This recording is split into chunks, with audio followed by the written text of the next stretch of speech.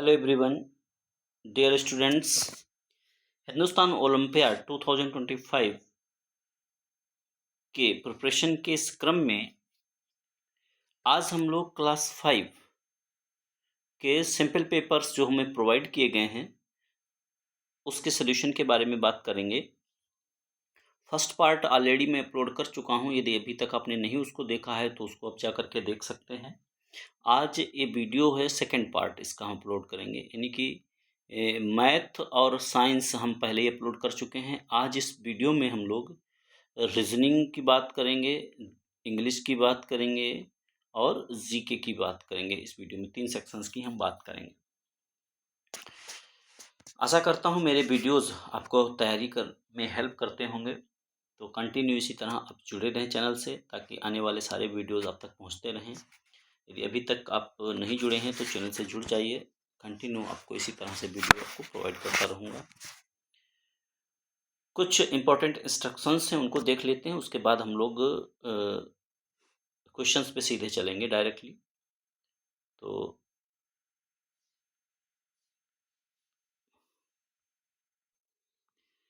तो हमारा जो क्लास 5 का सिंपल पेपर्स है वो प्रोवाइड किया गया हिंदुस्तान ओलंपियाड के द्वारा, और ये इसमें टोटल 100 क्वेश्चंस होंगे। 25 क्वेश्चन फ्रॉम ईच सेक्शन।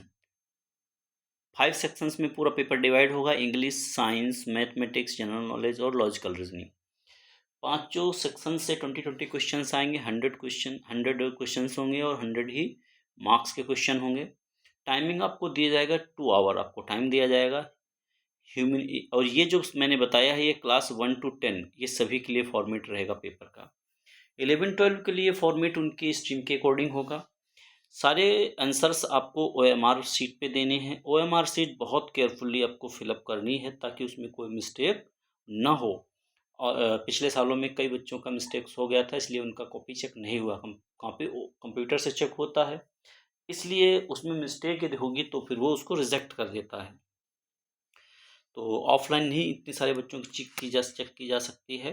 तो इसको बहुत केयरफुली OMR शीट को भरना अपने आंसर्स को। और यदि आप नेशनल टॉपर बनना चाहते हैं तो आपके कम से कम 95 प्लस मार्क्स होने चाहिए आपके क्लास में। तो चलिए हम लोग सीधे अब लॉजिकल रीजनिंग पे चलते हैं। तो ये हमारा थर्ड सेक्शन है, लॉजिकल रीजनिंग। साइंस और मैथ सेक्शन पिछले पार्ट में हम लोग कर चुके हैं, तो इसमें रीजनिंग को देख लेते हैं। कंप्लीट द पैटर्न, एक पैटर्न दिया गया है, इसको हमें कंप्लीट करना है। तो 3 और 1 के बीच में हमारा जे आया है, जे के बाद देखो फिर के आया है, फिर एल आया, फिर एम आया है, फिर एन आया है, यानी कि ये कंटिन्यू आगे बढ़ रहा है। जे के एल एम, यानी कि अगला जो लेटर आएगा बीच में वो एन आएगा। ये तो क्लियर हो गया। अब नंबर्स देख लीजिए किस तरीके से आगे बढ़ रही। 3 to 5 to 7 to 9 to 11, यानी अब नंबर यहाँ पे कितनी आएगी, 11 आएगी। और 1 2 3 4 5, अगली नंबर कौन सी होगी इसमें, 5 होगी। तो करेक्ट आंसर इसमें कौन सा हमारा हो जाएगा, 11 and 5। इस तरीके से हम इसको कर सकते हैं। नेक्स्ट क्वेश्चन नंबर 2 है, कह रहा कि P is older than S। P जो है, P बड़ा है किससे, S से बड़ा है। T is younger than S। T जो है वो छोटा है S से, यानी S बड़ा है T से भी। यंगर देन S, ठीक है। तो यानी S बड़ा है T से, but older than Q।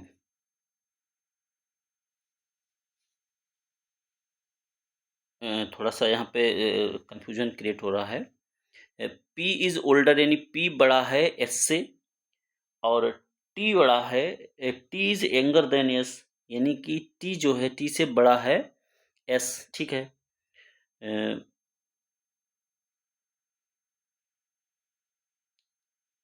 S, T is younger than S but older than Q, यानी कि T जो बड़ा है वो Q से बड़ा है। Who is the youngest among them, तो सबसे छोटा कौन पड़ रहा है, सबसे छोटा हमारा Q आ रहा है। तो इनको बहुत अच्छे से आप एनालाइज करके फिर से एक बार देख लें। देखिए P सबसे बड़ा हो गया, P is younger than S, फिर कह रहा है T is younger than S। तो टी जो है वो एस से छोटा है, यानी टी से एस बड़ा है। फिर कह रहा है लेकिन जो टी है वो क्यू से बड़ा है, तो क्यू सबसे लास्ट में जा रहा है, तो क्यू सबसे छोटा हो गया, यानी सी ऑप्शन इसका राइट होगा।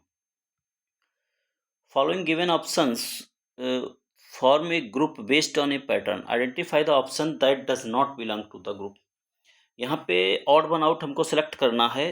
3 तो एक जैसे ग्रुप में आते हैं, लेकिन एक जो है वो डिफरेंट है, उस डिफरेंट को ही हमें यहाँ पे सॉर्ट आउट करना है। बैक्टीरिया, वायरस, फंजाई और एलगी, तो इनमें से जो डिफरेंट है उसको हमें चूज करना है।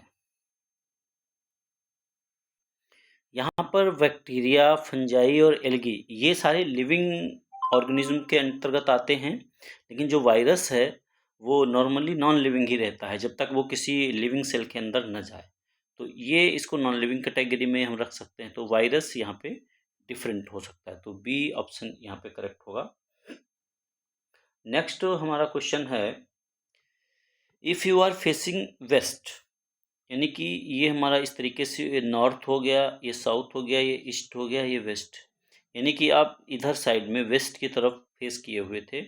Turn 90 degree to your left, left की तरफ 90 डिग्री टर्न कर दिया, यानी कि राइट हमारा इधर होगा, लेफ्ट इधर होगा, तो इधर को ये टर्न कर गए हैं, 90 डिग्री ये टर्न कर गए हैं। Which direction are you facing now, तो अब नीचे डायरेक्शन कौन सी है, नीचे डायरेक्शन हमारी है साउथ, तो साउथ की तरफ अब वो टर्न कर गए, तो 4 का ऑप्शन हो जाएगा C the right answer. Ravi is the son of Sunil, Ravi जो है, रवि वो किसका सन है, सुनील का सन है। ये इनका बेटा है सुनील का। Sunil is the son of, ये इनका बेटा है, और Sunil is the son of Mohan, Sunil किसका बेटा है, वो मोहन का बेटा है।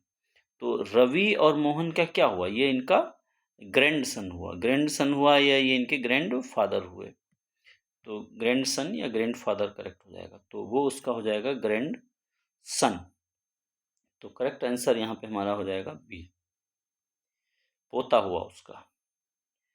If question number 6, if in a certain code language apple is written as this, देखिए एप्पल जो था APPLE, इसको ऐसे लिख दिया गया, यानी ELPPA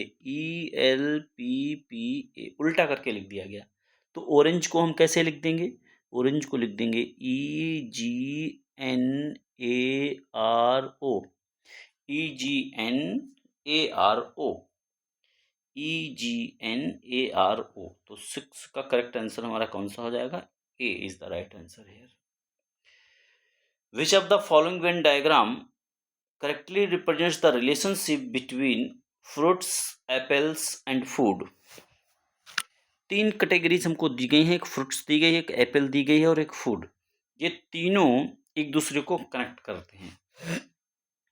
देखो फूड के अंतर्गत पहले क्या आता है, फूड हो गया है, फूड के अंदर ही हमारा आ जाता है फ्रूट्स, फ्रूट्स आ जाते हैं, अब फ्रूट्स के अंतर्गत आ जाता है एप्पल्स, तो ये इसका ए ऑप्शन ही करेक्ट होना चाहिए। ये सबसे बाहर वाला क्या हो गया, फूड हो गया है, फूड में ही हमारे फ्रूट्स आ जाते हैं, फ्रूट्स में ही हमारा एप्पल आ जाता है, तो A option is the right answer.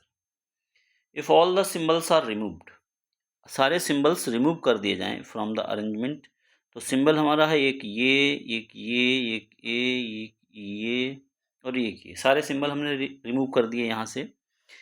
Then which of the following element will be second from the right, देखिए ये हमारा होता है लेफ्ट साइड और ये होता है राइट साइड,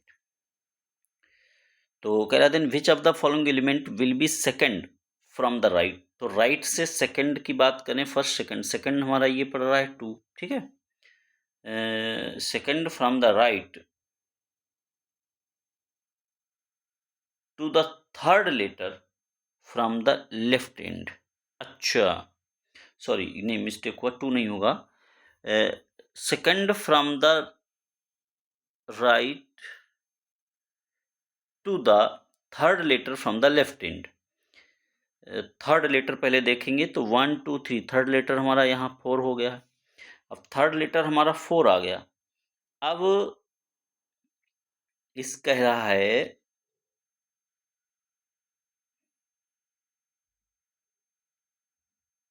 इसके राइट में सेकंड, तो इसके राइट में सेकंड क्यू, तो राइट इसके राइट में फर्स्ट आ गया वी और सेकंड क्या हो गया क्यू। तो क्यू ही पड़ेगा, इसके राइट में सेकंड लेटर हमारा क्या होना पड़ेगा क्यू। तो इसका जो करेक्ट आंसर हो जाएगा वो वी हो जाएगा, Q. Find the next number in the given series में हमको नेक्स्ट नंबर फाइंड आउट करना है। 1 से 4, 4 से 9, 9 से 16। तो इसमें हमें कितना ऐड करना पड़ा है, हमें ऐड करना पड़ा है 3, यहाँ ऐड करना पड़ा हमें 6, और यहाँ पे हमें ऐड करना पड़ा है 3, 6, 7। यहाँ से नहीं बन पा रहा है, या दूसरा यहाँ पे रूल, ये 1 का स्क्वायर है, ये 2 का स्क्वायर, 3 का स्क्वायर, 4 का स्क्वायर, तो ये 5 का स्क्वायर होगा। हाँ, ये ज़्यादा ठीक है, ये 5 का स्क्वायर हो जाएगा, यानी 1 स्क्वायर, 2 स्क्वायर, 3 स्क्वायर, 4 स्क्वायर और 5 स्क्वायर। तो ये सारे स्क्वायर्स दिए गए हैं कंटिन्यू। तो करेक्ट यहाँ पे आंसर हमारा कितना हो जाएगा 25, यानी 5 का स्क्वायर कितना होगा 25। Ritika's Ritika's class went to the zoo, Ritika की जो क्लास है वो जू को गई है, ठीक है। On the third day after fourth Monday, fourth Monday, on the third day after fourth Monday, जो फोर्थ मंडे पड़ा उसके तीसरे दिन बाद, तो मंडे के बाद क्या आएगा, ट्यूसडे आएगा, फिर वेडनेसडे आएगा, फिर थर्सडे आएगा। तो थर्सडे हुआ। On what day did her class go to the zoo, third day after fourth Monday. तो देखते हैं इसमें ऑप्शन कौन कौन से इन्होंने दे रखे हैं। तो इसमें वो कह रहा है कि third day of the fourth Monday, तो पहला मंडे ये हो गया, दूसरा मंडे, तीसरा मंडे, फोर्थ मंडे ही मन होगा। Third day of the fourth Monday, तो थर्ड पहला, दूसरा, तीसरा, तो थर्ड डे कब हो गया है, थर्ड डे 30 को पड़ रहा है। तो यानी कि इस तरीके से वो, तो उसकी जो जू को क्लास गई है वो 30 को गई है, यानी 30 इसमें करेक्ट आंसर होना चाहिए इसका। The model of a tower shown in the image is made up of cubes stacked on top of each other. How many cubes in all are used to form the tower? इस तरीके से एक tower बनाई गई है, उस tower में कई सारे स्क्वायर्स का इस्तेमाल किया गया है। हमको ये बताना है कि कितने क्यूब्स का इसमें इस्तेमाल किया गया है। तो इसमें यदि हम क्यूब्स को गिन लें तो नीचे वाली लेयर में हमको दिख रहा है 5 है, इसमें 4 हैं, इसमें 3 हैं, इसमें 2 हैं, इसमें 1 है। सबको ऐड कर लेंगे तो ये हमारा 15 आ जाएगा। 15 क्यूब्स इसमें इस्तेमाल किए गए हैं। In a certain code pencil is called pen, किसी पर्टिकुलर कोड में पेंसिल को हम क्या कह रहे हैं, पेन, पेंसिल को पेन कह रहे हैं। And pen is called the eraser, eraser is called the ruler, and ruler is called the sharpener. What is the use to erase the mistake in this code. तो eraser को क्या कह रहे हैं, रूलर, तो इरेजर को ruler कहा गया है, तो रूलर का इस्तेमाल किया जाएगा किसी चीज़ को इरेज करने के लिए। तो इसमें डी ऑप्शन इसका करेक्ट हो जाएगा। A number is doubled and then 5 is subtracted from it, किसी नंबर को क्या किया गया है, डबल कर दिया गया है। मान लीजिए हमने 2x कर दिया है, then 5 is subtracted from it resulting in 19, result कितना आ रहा है, 19 आ रहा है। तो हमें ओरिजिनल नंबर बतानी है, तो 2x is equal to 19 plus 5, यानी कि ये हो जाएगा 24/2 कर देंगे तो हमारा कितना आंसर आ जाएगा 12। तो करेक्ट आंसर हमारा यहाँ पे आ जाएगा 12 is the right answer, B. Next है what will be the mirror image of the word sun if the mirror is placed below the word. देखिए सन लिखा हमने और नीचे हमने ऐसे मिरर इमेज रख दिया, तो होता क्या है, वो लेफ्ट और राइट को कर देता है, ठीक है। तो लेफ्ट और राइट यानी कि ये ऐसे हो जाएगा, यू नीचे को हो जाएगा और एन हो जाएगा और एस हो जाएगा। तो करेक्ट इसमें जो आंसर हो जाएगा, इसमें मिटा हुआ है एक्चुअली में, ये तो होगा नहीं। तो इस तरीके से इसमें ऑप्शंस क्लियर नहीं है। जिनमें सीधा यू बना है वो नहीं होगा, ठीक है। जिनमें यू नीचे को है और यन उल्टा है वो होगा। ये इसमें लग रहा है, इसमें जैसे यन ऐसे बना है, नहीं नहीं सॉरी, यन को ऐसे करके बनाया गया है, और एस भी कुछ इस तरीके से बना है और यू बना है, तो इसका डी ऑप्शन हो जाएगा correct. Find the missing number in the given table. इसमें टेबल में एक मिसिंग नंबर है, उसको हमें फाइंड आउट करना है कितना होगा। तो इसमें जैसा कि हम टोटल करते हैं तो इनको टोटल करने पे 42 आता है। ये मैजिक स्क्वायर है, मैजिक, तो इसमें इधर से हम ऐड करेंगे तो भी 42 आएगा, नीचे को ऐड करेंगे तो भी 42 आएगा। तो इसी प्रकार से इन दोनों को ऐड करके 42 में से माइनस कर देंगे तो हमारा आंसर जो है 14 आ जाता है। तो करेक्ट आंसर हमारा इसमें हो जाएगा 14 is the right answer. If 5 cross 3 is 18, 5 और 3 का हमने किया वो 18 आ रहा है। जैसे 5 3 जा 5 इंटू 3 किया 15 होता है, प्लस 3 कर दिया हमने, ठीक है, तो 18 हो गया। ऐसे 4 इंटू 2 किया प्लस 3 कर दिया यानी 11 आ गया है। ऐसे ही 6 4 जा 24 प्लस 3 कर दिया तो कितना आ जाएगा 27 आ जाएगा यहाँ पे। तो 16 का यहाँ पे डी हो जाएगा। 6 4 जा 24 प्लस 3 यानी 27 हो जाएगा। How many different possible combinations of one shirt and one pair of pants can be formed from 4 different shirts and 7 different pairs of pants. इनमें हमको कम्बिनेशंस बनाने हैं, तो कितने पॉसिबल कम्बिनेशंस हम बना सकते हैं। 4 हमारे पास शर्ट्स हैं, शर्ट्स हमारे पास कितनी हैं, ये 4 संख्या में दी गई हैं, और पैंट्स कितनी दी गई हैं, 7 दी गई हैं। तो कितने पॉसिबल कम्बिनेशंस हम बना सकते हैं। तो जैसे ये शर्ट हमारी है तो इनमें से ये किसी के साथ भी हम पहन सकते हैं इसको। तो एक शर्ट जो है वो 7 के साथ हम कॉम्बिनेशन इसका बना सकते हैं। इसी तरीके से ये भी 7 के साथ, तो इनको सबको 7 टाइम्स अलग अलग हम पहन सकते हैं, 7 अलग अलग पॉसिबल कॉम्बिनेशंस। तो टोटल इस तरीके से कॉम्बिनेशंस हमारे 28 कॉम्बिनेशंस पॉसिबल हैं, हो जाएंगे। Refer the pie chart showing the distribution of favorite snacks among a group of students. The chart includes 4 categories: chips, chocolate, fruits, and cookies. Use the information provided in the chart to answer the following questions. चलिए pie chart की मदद से हमको कुछ answers देने हैं।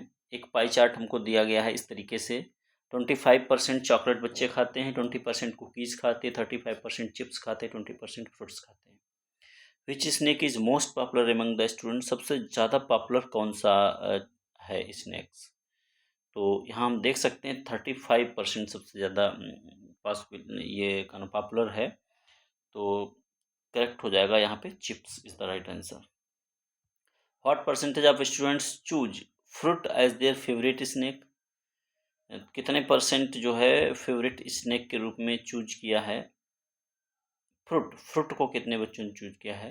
तो 20% बच्चों ने फ्रूट को चूज किया है, यानी बी हो जाएगा यहाँ पे करेक्ट इसका। How much more percentage of students prefer chips over cookies, यानी कि चिप्स और कुकीज़ का डिफरेंस हमको देखना है। चिप्स 35% है, कुकीज़ 20 है, तो 35 माइनस 20 करोगे तो कितना आ जाएगा 15% आ जाएगा, यानी 15% ज़्यादा बच्चे पसंद करते हैं चिप्स को कुकीज़ के ऊपर। तो इस प्रकार से 20 क्वेश्चंस जो थे ये हमने देख लिए रीजनिंग के। इसके बाद हमारा इंग्लिश सेक्शन है, उसको भी देख लेते हैं जल्दी से।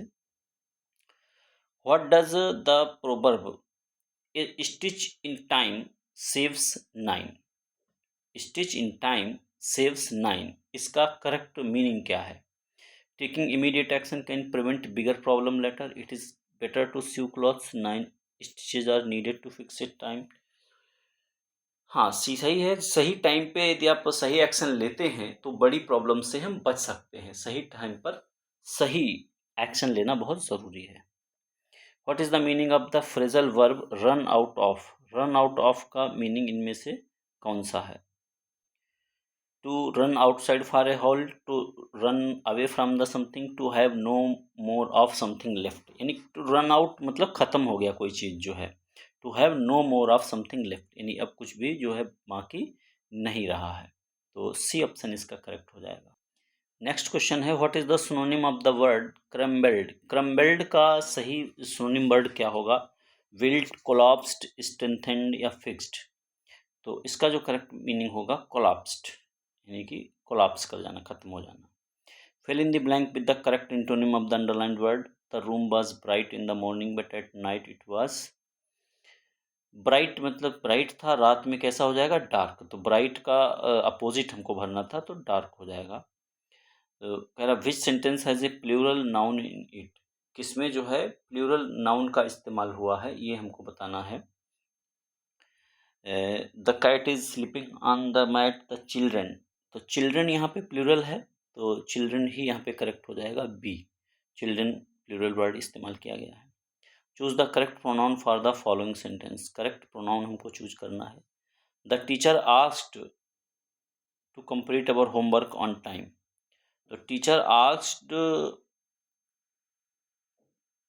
अस हो सकता है to complete our homework. Our शब्द यहाँ पे आया है, तो हम लोगों को उसने कहा, तो टीचर इसके साथ अस हो जाएगा।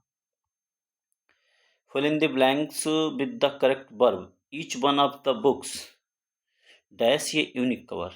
Each one of the books has a unique cover. क्योंकि ईच शब्द आ गया ना, तो ईच सिंगुलर के लिए आ गया, इसलिए हैव नहीं। बुक्स तो प्लूरल है, बट ईच शब्द आ गया, इसलिए यहाँ पे हैज़ आएगा। Identify the adjective in the following sentence. इनमें से एडजेक्टिव कौन है इसमें? The ancient castle stood majestically on the hill top. तो जो एंशिएंट वर्ड यहाँ पे यूज़ हो रहा है, यही जो है एडजेक्टिव के रूप में यूज़ हो रहा है, एंशिएंट कैसल। तो सी हो जाएगा करेक्ट यहाँ पे। Choose the correct adverb to complete the below mentioned sentence. Correct adverb हमको यहाँ पे फिलअप करना है। She sang the song so beautifully that everyone in the audience was mesmerized। तो बहुत ही ब्यूटीफुली तरीके से उसने गाया, तो so beautifully करेक्ट होगा। Choose the correct conjunction to complete the sentence. देखिए पेपर पैटर्न लगभग वैसा ही है हर क्लास का, जो जूनियर प्राइमरी सेक्शन है। She studied hard, she could not pass the exam. उसने बहुत मेहनत की, she studied hard but she, हाँ, ताकि वो पास कर सके एग्ज़ाम को। तो so she could pass the exam, but नहीं आएगा क्योंकि उसने नहीं किया। सो सी कुड, ताकि वो पास कर सके, इसलिए मेहनत की ताकि वो उसको एग्ज़ाम को पास कर सके। Choose the correct form of the verb to complete the sentence in the past perfect tense. Correct form हमको प्रूव करना है पास्ट परफेक्ट के लिए। When the show started we already had. Actually में past perfect में had का प्रयोग होता है, और हैड के साथ थर्ड फॉर्म का प्रयोग होता है। तो हैड टेकन आवर सीट्स, जब शो स्टार्ट हुआ तो हम अपनी सीट्स ले चुके थे। नेक्स्ट है choose the correct form of the verb to complete the sentence in present perfect tense. Present perfect tense में इसको हमें करना है।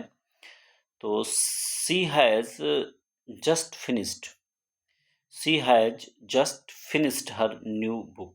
तो हैज के साथ हैज फिनिश्ड आएगा, थर्ड फॉर्म वर्ब की। Choose the correct form of the verb to complete the sentence in the future continuous. Future continuous में विल वी, शैल वी का यूज होता है। At this time next week we will we travelling for our vacation. तो 13 का A option हो जाएगा करेक्ट। Choose the sentence that is correctly punctuated. इसमें से उसको चूज करना जो करेक्टली पंक्चुएटेड है। यहाँ पे she asked where are you going, she asked where are you going. तो she asked where are you going, तो करेक्ट इसमें से जो ऑप्शन हो जाएगा she asked where are you going. तो क्वेश्चन मार्क यहाँ पे लगेगा, और इन्वर्टेड कॉमा भी लगा है। यहाँ पे इन्वर्टेड कॉमा छूटा था लास्ट में, तो डी ऑप्शन यहाँ पे करेक्ट हो जाएगा। Choose the correct indirect speech for this sentence. She said, I am going to the market. तो she said that I जो है कन्वर्ट हो जाएगा first person according to subject. तो she said that she was going, is am are जो है was verb में चला जाएगा। She was going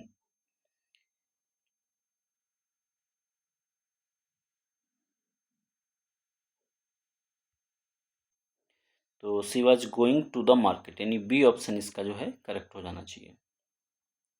next question है fill in the blanks with the correct quantifier there are not students in the library, there are not much students in the library, इसमें जो होना चाहिए तो सम, मेनी, मच, लिटिल। तो यहाँ पे actually में मच नहीं होगा, मच एक्चुअली में अनकाउंटेबल में आ जाता है, मेनी यहाँ पे होगा। मेनी मतलब है कि काउंटेबल, स्टूडेंट्स जितने हैं उनको हम काउंट कर सकते हैं। There are not many students in the library, तो बी ऑप्शन इसका करेक्ट हो जाएगा यहाँ पर। Arrange the jumble words to form a correct sentence, इसको हमें करेक्ट सेंटेंस इसका बनाना है। जंबल वर्ड्स दिए गए हैं, kitchen, mother, my is in the cooking. तो my mother is cooking in the kitchen, my mother is cooking, वो खाना बना रही हैं इन द किचन में। तो ये करेक्ट ऑप्शन हो जाएगा इसका, ए ऑप्शन यहाँ पे करेक्ट हो जाएगा। Next, read the passage and answer the following questions based on the passage. Honey bees are small insects that play a crucial role in pollination. They move from flower to flower collecting nectar which they use to make honey. In the process, they transfer pollen from one flower to another, helping plants to reproduce. A typical honeybee colony has a queen bee, many worker bees, and some drones. The worker bees are responsible for the collecting food, caring for the young, and protecting for the hive. Honeybees are known for their hard work and cooperation, which is why they are often used as symbol of diligence. Why are honeybees often used as a symbol of diligence? Because they are small insects, because they are lazy, because they are known for their hard work and cooperation. बिल्कुल सही है, तो correct answer इसका हो जाएगा सी। What do Honey बीज collect from flowers, वो वहाँ से क्या कलेक्ट करती हैं? तो वो पॉलन, वाटर, सीड्स या नेक्टर, तो वो नेक्टर को कलेक्ट करती हैं, शहद को। What is a typical honey bee colony made of, तो टिपिकल हनी बी कॉलोनी में कौन कौन लोग होते हैं? ओनली वर्कर नहीं, one queen bee, worker bee and drones, ये तीन कैटेगरी की बीज वहाँ पे पाई जाती हैं। एक क्वीन बी होती है, एक वर्कर बीज होती हैं और ड्रोन्स होते हैं। तो तीन तरीके, इस प्रकार से इंग्लिश सेक्शन को भी हम लोगों ने कंप्लीट कर लिया। आगे जो हमारा सेक्शन है वो है जनरल नॉलेज सेक्शन, इसको भी देख लेते हैं जल्दी से। विच of the following is the largest reptile in the world, सबसे बड़ा रेप्टाइल कौन है वर्ल्ड में? करेक्ट इसमें हो जाएगा salt water crocodile. Salt water crocodile जो होता है वो सबसे बड़े रेप्टाइल की श्रेणी में आता है। नेक्स्ट है विच of the following planets has the most extreme temperature fluctuations, सबसे ज़्यादा एक्सट्रीम टेम्परेचर का फ्लक्चुएशन किस प्लैनेट? तो इसमें वीनस, अर्थ, मरकरी, मार्स, तो इसमें करेक्ट हमारा आ जाएगा मरकरी, क्योंकि मरकरी सबसे पास में है, इसलिए सबसे इसका हाई टेम्परेचर भी होता है और लो टेम्परेचर भी रात में हो जाता है। तो सी इसका करेक्ट आंसर हो जाएगा। Who is known for inventing the first practical electric motor, practical electric motor जो सबसे पहला था वो किसने इन्वेंट किया था? Michael Faraday, Thomas Edison, Nikola Tesla या जेम्स वाट? तो पहला जो मोटर है वो सबसे पहले माइकल फेराडे ने इसको इन्वेंट किया था, माइकल फेराडे को। Who is the youngest prime minister of the India, तो यंगेस्ट प्राइम मिनिस्टर हमारे थे राजीव गांधी जी थे, ए ऑप्शन हो जाएगा correct. Which of the following cities famous for the pashmina shawl, pashmina shawl के लिए कौन फेमस है? ये जम्मू कश्मीर में रहता है पश्मीना शॉल जो है, तो श्रीनगर इसका करेक्ट आंसर हो जाएगा। विच of the following city is the capital of Goa, Goa की कैपिटल क्या? कैपिटल सारे बच्चे याद कर लें सभी स्टेट्स की, हर बार पूछी जाती है एक, पणजी। विच of the following is the deepest ocean of the world, सबसे डीपेस्ट जो है मारियाना ट्रेंच है जो कि पैसिफिक ओशियन में पाई जाती है, तो इसका बी ऑप्शन करेक्ट हो जाएगा। Who is the author of the famous novel war and peace, war and peace के जो लेखक हैं वो हैं लियो टॉल्स्टॉय, तो इसका बी ऑप्शन करेक्ट हो जाएगा। What is the capital of the Spain? Spain की कैपिटल क्या है? मैड्रिड। स्पेन की कैपिटल है मैड्रिड हो जाएगी। Which of the following festival is celebrated by Jains to mark the day lord Mahavir attain nirvana? तो ये कौन सा मनाया जाता है? ये मनाया जाता है पर्युषण।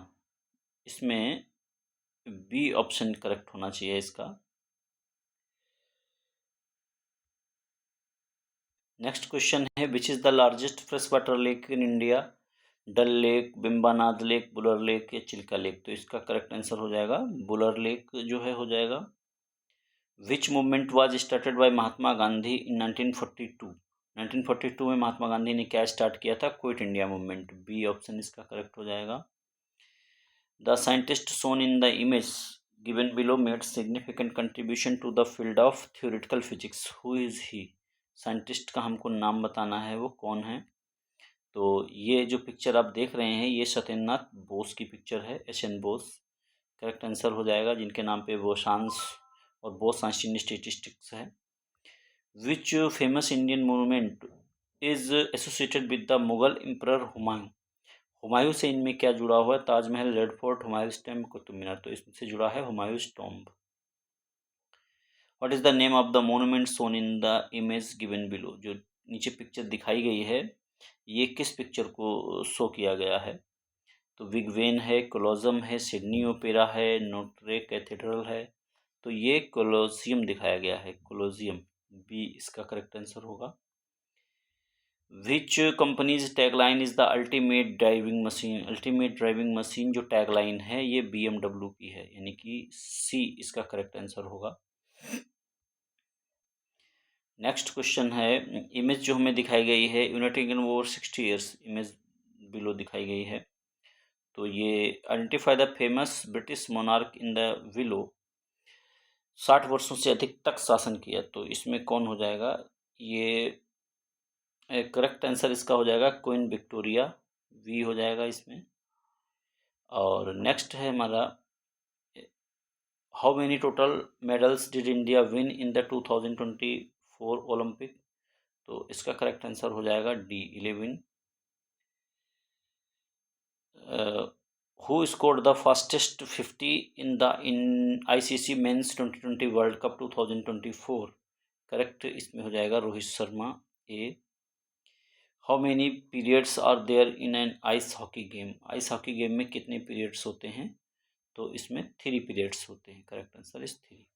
तो इस प्रकार से सारे क्वेश्चंस हम लोगों ने देखे। आशा करता हूँ ये वीडियो आपको लिए काफ़ी हेल्पफुल होगा और आप